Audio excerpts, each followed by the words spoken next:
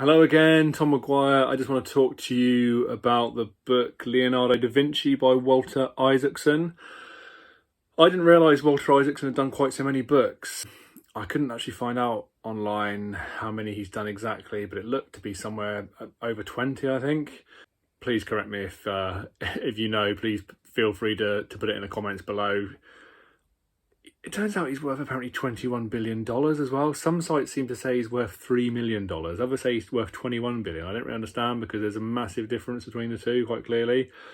But yeah, he's obviously very successful, lots of different books. He, as well as this one, he did Einstein, His Life in the Universe. He did Benjamin Franklin, An American Life. He did the Steve Jobs autobiography as well.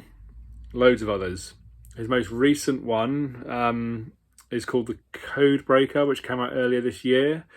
It's about someone called Jennifer Doudna, the winner of the 2020 Nobel Prize in Chemistry for her work on the CRIS PR system of gene editing. And yeah, if you're not into that sort of stuff, it might sound a bit dull, but I think that book's going to be quite good, actually. I might give that one a go at some point. So I listened to this one. It's a really good book. It's really, I personally think Leonardo da Vinci is a really interesting character. If you're into personal development, then he's someone who's worth reading about for sure. And I think Walter Isaacson's book is a good way to do it. So Walter Isaacson also he served as the CEO of CNN and a managing editor of Time magazine at one point. So he's really experienced. He's done lots of different things. So interesting guy, interesting author. And apparently, I think the last sort of couple of months, in August sometime, he's going to be apparently turning his attention to Elon Musk as well. I think Elon Musk tweeted apparently that Walter Isaacson's going to be doing a book on him. So that could be really good. So according to Isaacson, Da Vinci's genius was his ability to make connections across different disciplines, sciences, humanities, and technology. And how he kind of coupled that with an imagination and a kind of curiosity and a desire to kind of work things out that kind of bordered on being a little bit crazy at times, which is kind of, I suppose, quite often where we get this idea of genius from, this idea of genius being a bit kind of nutty. I think Leonardo da Vinci was definitely one of those types. Talks about his, from his apprenticeship at age 14 in Florence to his death in France in 1519. And he just talks about, how inquisitive he was and how that set him apart from the others at the time.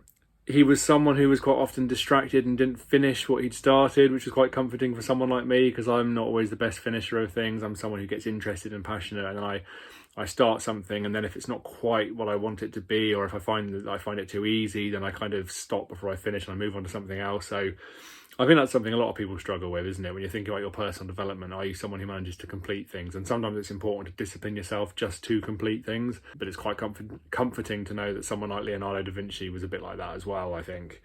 He was responsible for Vitruvian Man and the painting of the Last Supper, the Mona Lisa. So fantastic genius, fantastic guy, really interesting. And he sort of talks about some of the personal things that he struggled with, the possibility of him being gay and his different relationships and struggling to have a loving relationship, and his kind of fascination with human relationships and things, and his pictures of people and their expressions, and his pictures of animals and horses and things. Really, really interesting. His inventions, his things that he came up with that weren't kind of properly invented or invented any kind of meaningful way that could be put into action hundreds of years later. Just a really fascinating guy. If you don't know anything about Leonardo da Vinci, I would urge you definitely to sort of do a bit of research on him, listen to this book, read this book. It's a really good one. Yeah, it's not the best book I've read this year, but that's because I've read some absolutely fantastic ones. That isn't to say it's not a really good book. It's still a sort of 4.5 star book, I would say, at least a 4 star.